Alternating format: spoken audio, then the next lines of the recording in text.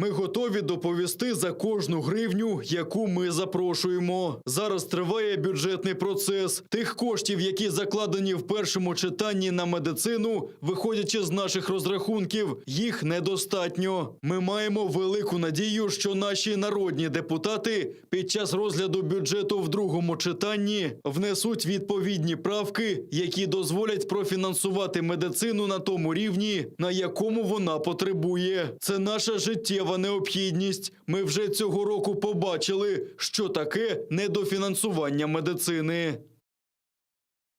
Пані Яна, действительно ли недостаточно средств предусмотрено на финансирование медицины в бюджете на 2021 год? Если да, то почему так сложилось и что с этим можно сделать?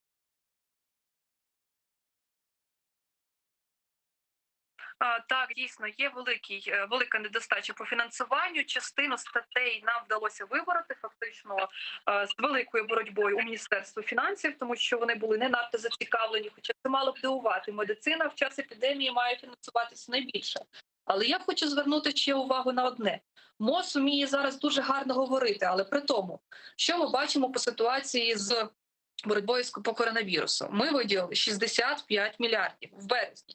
Ці кошти були витрачені на будь-що, крім медицини. Було половина коштів відправлено на будування доріг, ще якась частина поліції, ще якась іншим галузям. Тобто повний абсурд. І буквально позавчора у нас був Комітет охорони здоров'я, на якому ми заслуховували в тому числі голову НСЗУ.